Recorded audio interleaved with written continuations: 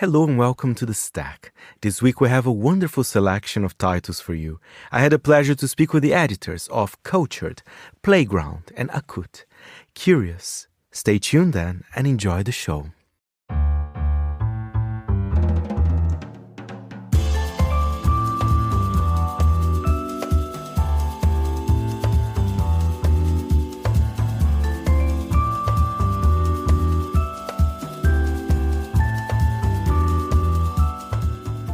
From Midori House in London, this is The Stack, 30 minutes of print industry analysis, and I am Fernando Augusto Pacheco. We start the show talking about one of my favorite titles, Cultured magazine. Their founder, Sarah G Harrelson, was here on The Stack a while ago.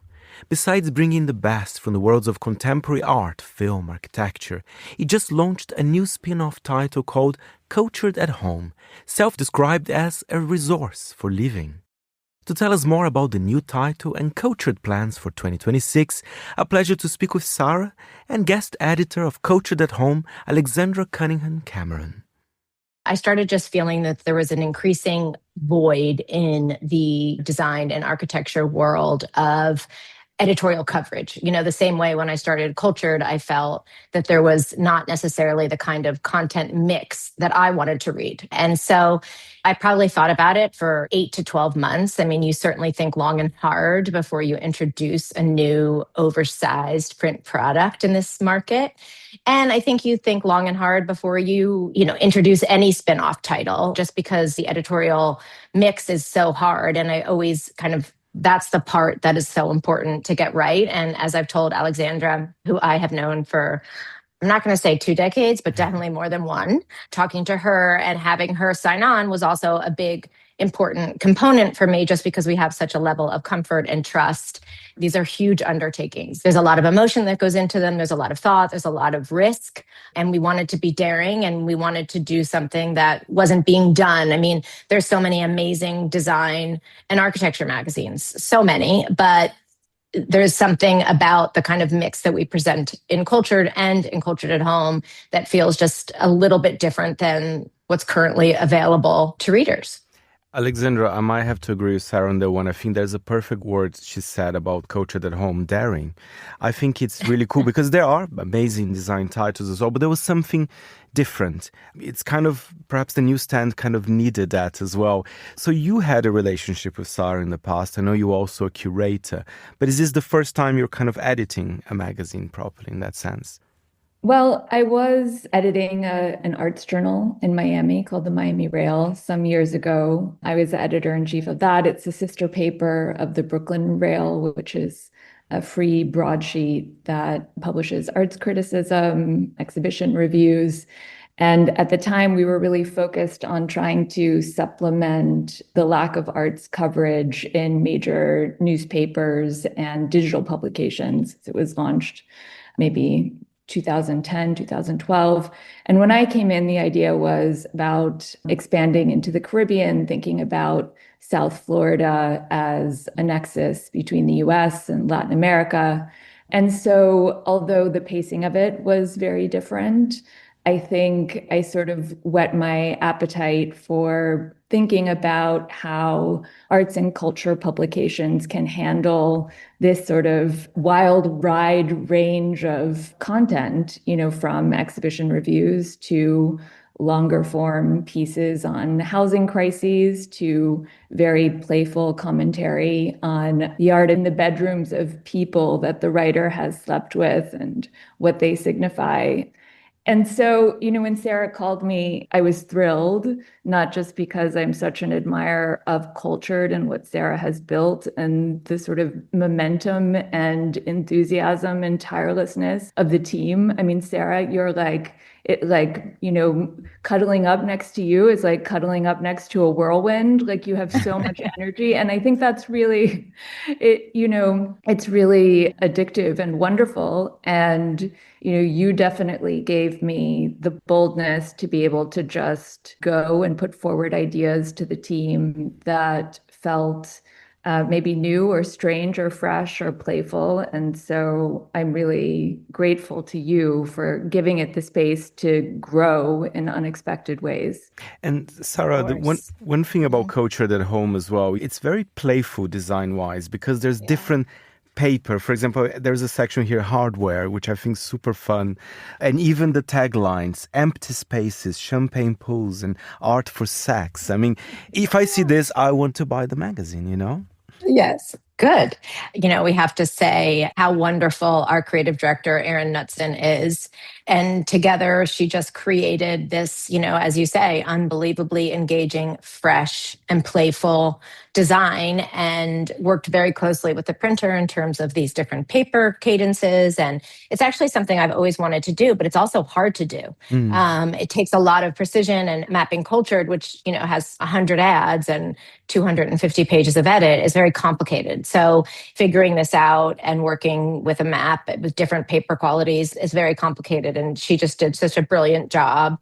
I think, when people say print is dead or magazines are dead, I just don't agree. And, blah, call blah, me blah. romantic, blah, blah, blah, retail, but also I do think boring magazines or boring presentations. So I think daring is something that we set out to be every day, whether it's Cultured or Cultured at Home. That is kind of our editorial prompt is let's surprise, let's give people something that they're not getting elsewhere.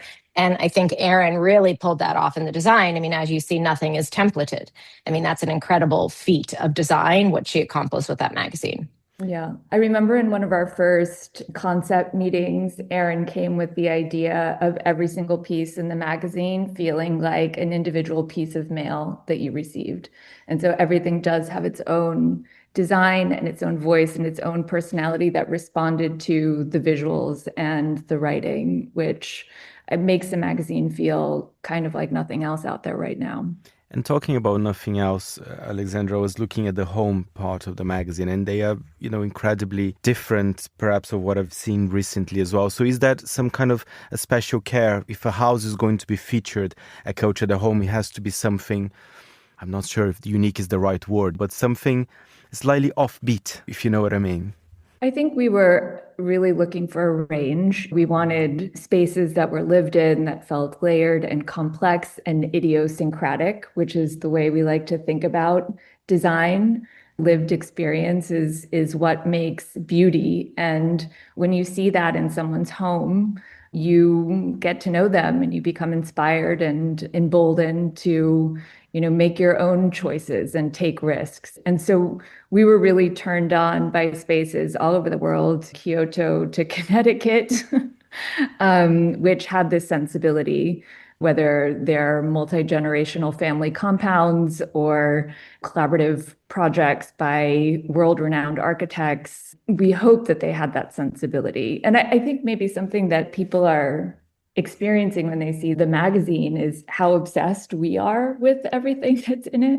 We're fangirling over everything. I don't want to use a word as pretentious as connoisseurship, but we're obsessed. And I think that passion and that interest comes through. At least I hope it comes through.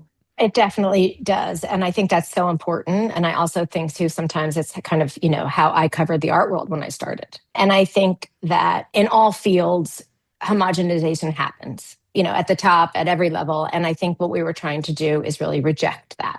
There's content fatigue, as we know, and we're all exposed to so many things, certainly things that Alexandra and I didn't have the ability to see. Certainly me, when I started my career before Instagram, and you only could see pictures like this in certain magazines. And now we can all see these interiors or artist studios or so many things just by the endless infinite scroll. So I think what we were really trying to do is reject that and give people something that they can't always see. And Sarah, or that they haven't seen a million times. Exactly. And most importantly, it works. I also have here in my hands the latest issue of Cultured. It's over 300 pages. I mean, clearly you can see the magazine is in a healthy state, financial state as well. Are you optimistic for 2026? I know, of course, you're already working on the next issue, which I'm sure will be related to film, and I very much look forward to see it. So tell us, are you optimistic for this year and Cultured?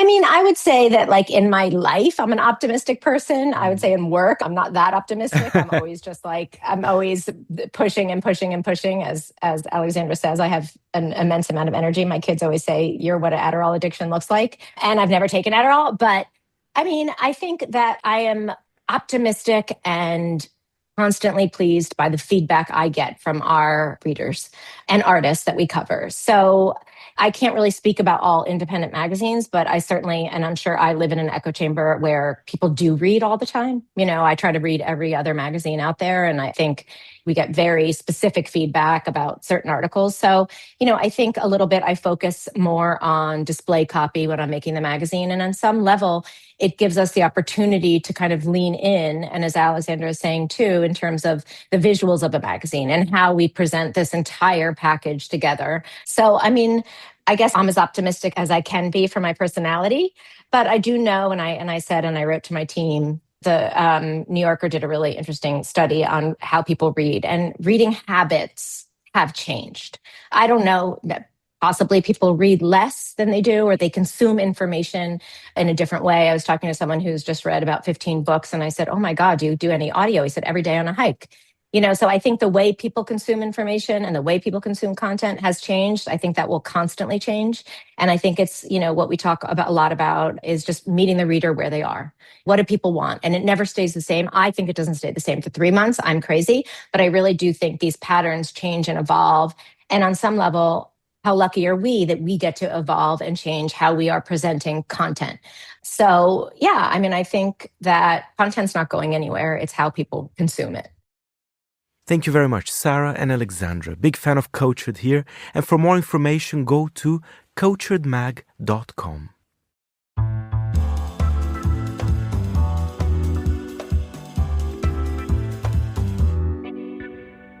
And now to a magazine aimed at people working in the creative industries, Playground. It's a pleasure to welcome back to the stack Austė Cullbrand, founder, strategist, and creative director of Studio Playground. She tells me about the new issue and her beautifully designed notebooks. We started 2 years ago. So actually 2 years ago now, we launched the first issue, and suddenly we have 4, which is very exciting. And I have to say, I think the 4th one, that's the issue, how I imagined it to start from the very beginning. But you know, this is probably like a lesson for myself and many. You just need to start at the beginning and start doing something. And then you're going to like reach the point when you'll start experimenting more, you know. You'll come together more as a team, and you'll allow yourself to play and experiment everything we experience and explore in Playground magazine.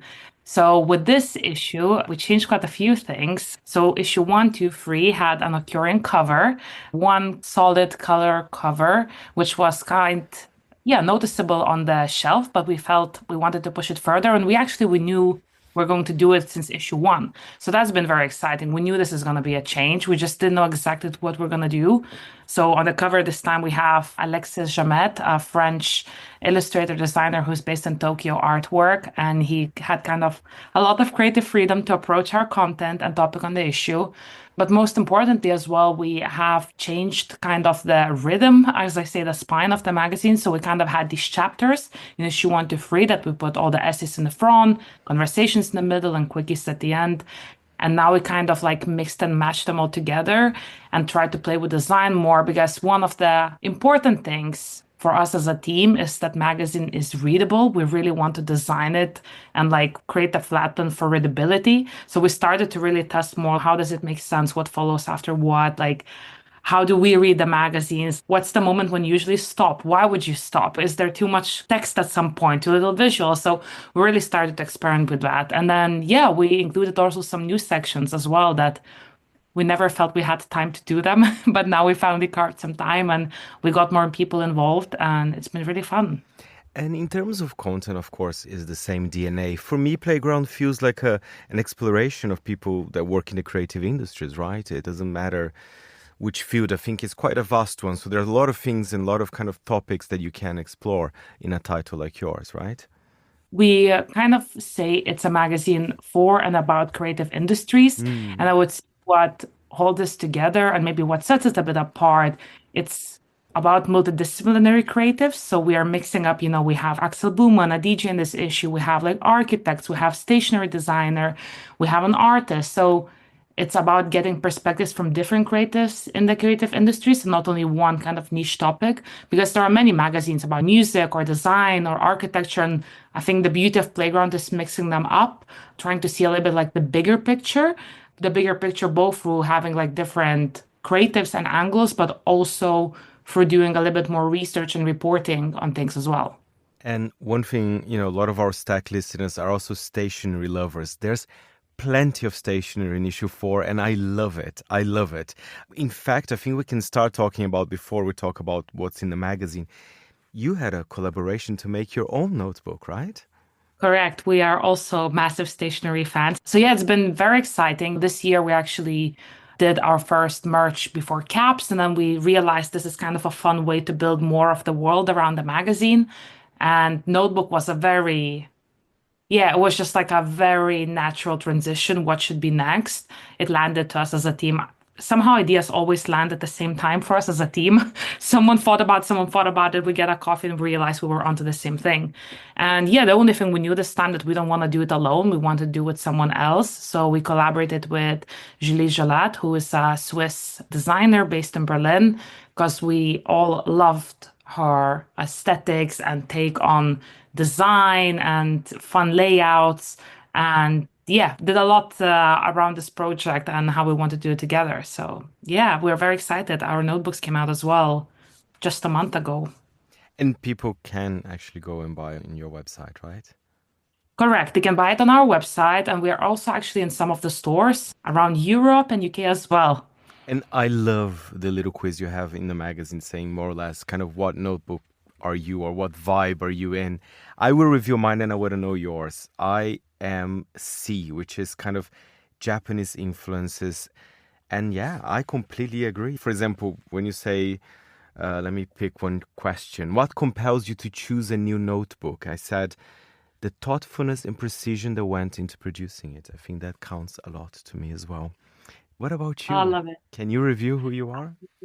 Yeah, and I was a little bit stressed to do this because I thought maybe I was like, whoa, what if this is not gonna align with my around our own notebook? But actually, I tried it a few times. The test, I always landed on D, and D is interesting layouts for imaginative minds. And funnily, edition Julie Gelat, with who we collaborated, is also listed as an example of these brands. And I think there is a lot of similarities. I'm thinking how Julie and myself and our team, and I have to say kudos to Amelia and our team, who's been like very instrumental in the creation of all this deep dive on the notebooks in the magazine and the notebook itself.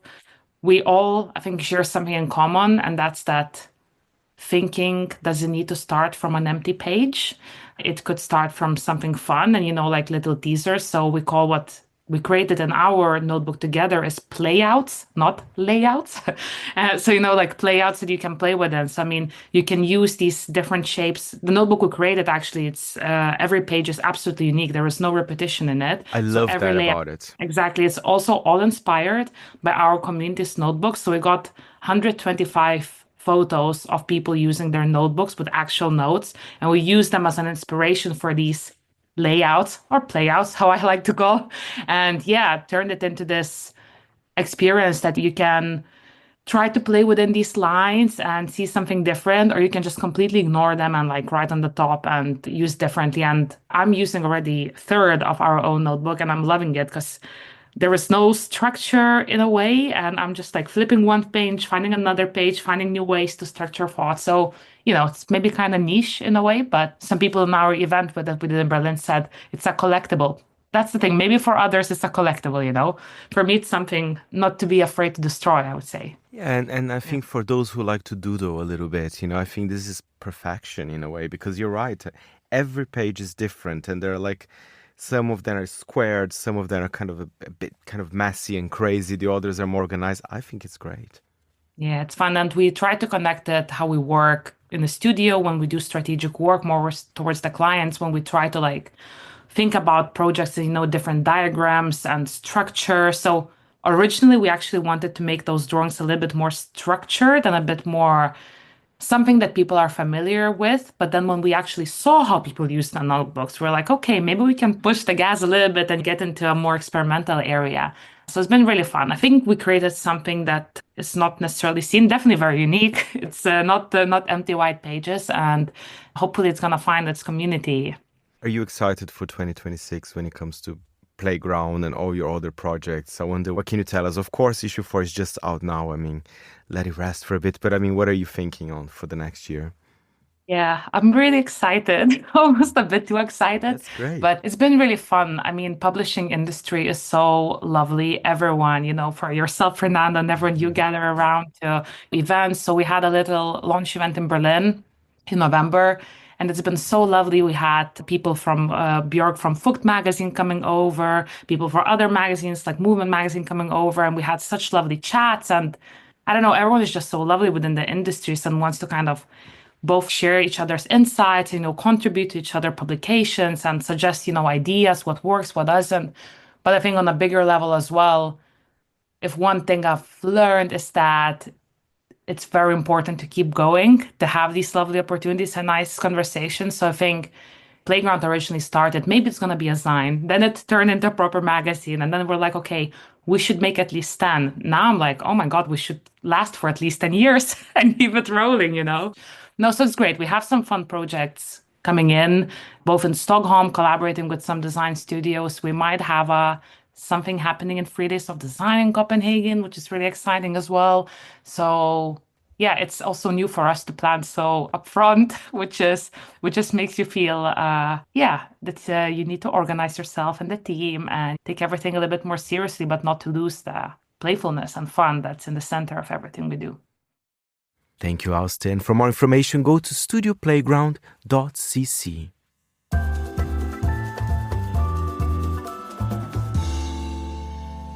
We head to Switzerland now to feature Akut, an independent Swiss media outlet that has just published their first print edition.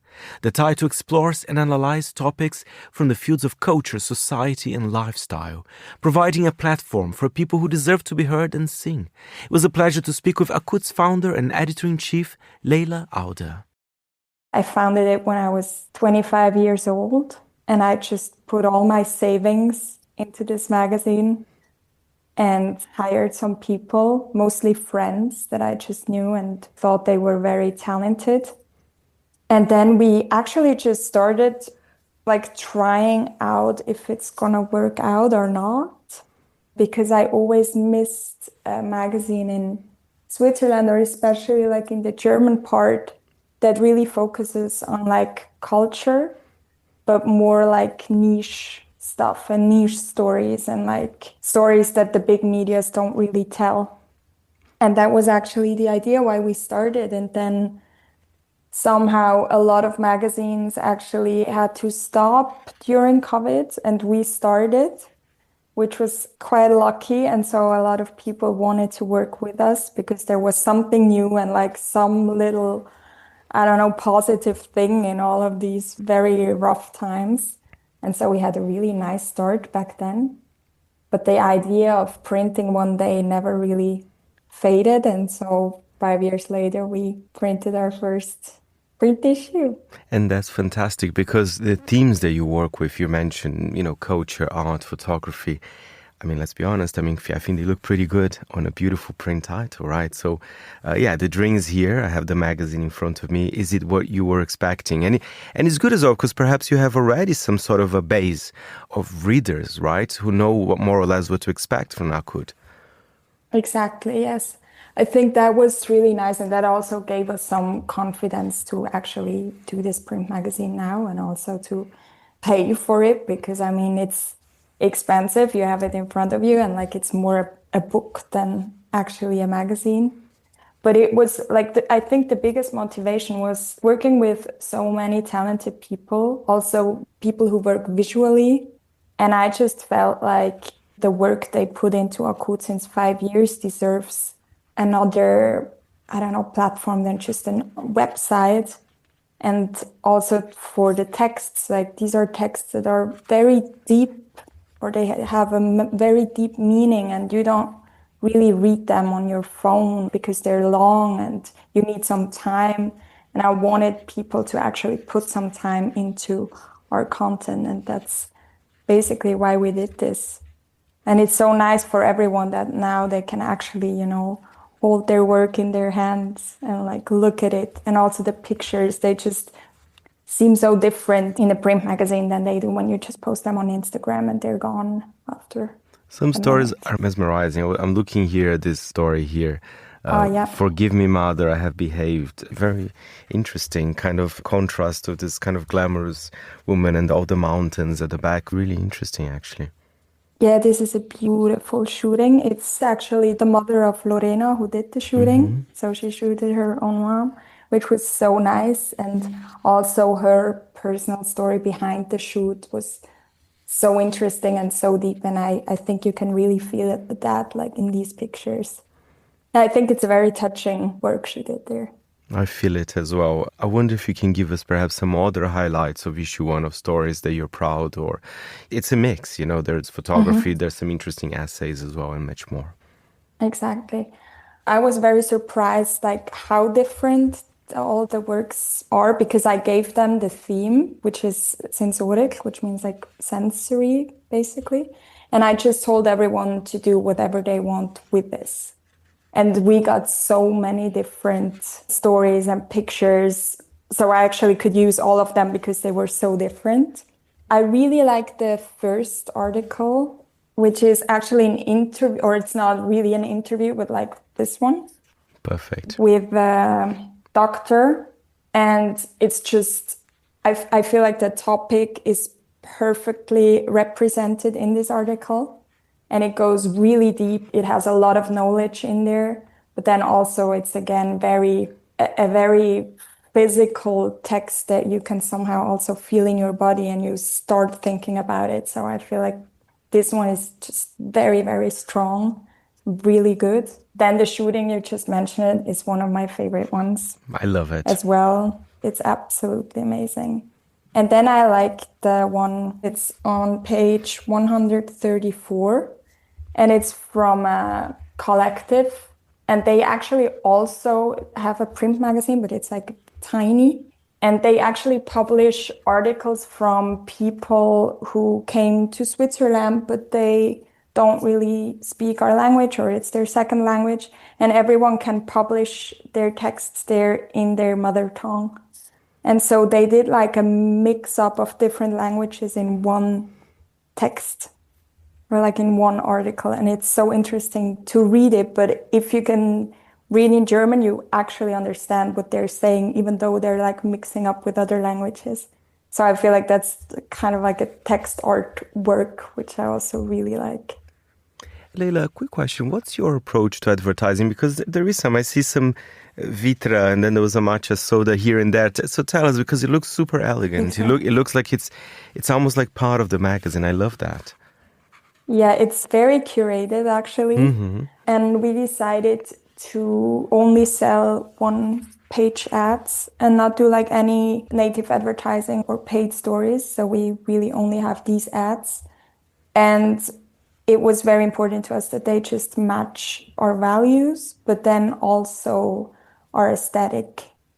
And that's like how we picked them. And it's basically the same online, but there we do like pay content sometimes, but I didn't want to have that in the magazine. But the clients we have in there now are amazing and also like very supportive, because I mean, I couldn't show them anything. I mean, I could show them our website, but we didn't have an issue yet. So I couldn't show them how it's going to look like and what it's going to be like. And so it was so nice that these brands actually trusted us and are already in the first issue.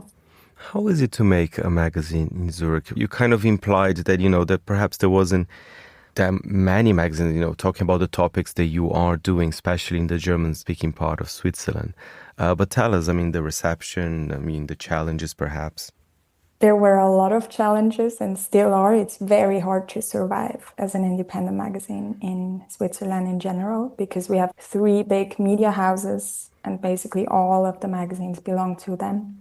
And then we have a couple of independent magazines, but it's very tough to survive. And I feel like also people don't really realize that you have to pay for journalism because they have everything for free now on their phones and so on. So it's also quite hard to expect them to pay. And so, for example, on our website, there is no paywall, so everyone can read everything. But we do have a membership for the ones who want to support us. And there are some people who actually want to support us, which is really, really nice. But it's really hard. But at the same time, I feel like it's really necessary because, as I said, I actually started with Akut because I felt there is a need, especially for younger people, to have a magazine that covers nice topics or like unites aesthetic and really good deep journalism. Because I feel like you always had to decide before, like either you had a nice fashion magazine with nice pictures, but then there's no text, or the text that is in there is really bad. Or then you have like newspapers where you have a lot of text and a lot of very high quality journalism, but then it's not that fun to look at it. And also cultural topics don't really get any space there, or always the same ones. So, and yet at the same time, Zurich is small, Switzerland is small. So if you do it right, there is a chance that you can actually succeed. Thank you very much, Leila. For more information, go to akutmag.ch. And that's it for this week's show. My thanks to our editor, Jack Jewers. Any comments or queries, feel free to write to me, Fernando, at fp@monocle.com. And remember, we're back next Saturday at 10 a.m. London time. Meanwhile, you can always listen again at monocle.com or subscribe to the show on Apple Podcasts and Spotify. You can also subscribe to Monocle Magazine on our website. You've been listening to The Stack. I'm Fernando Augusto Pacheco. Until next time, it's goodbye from me.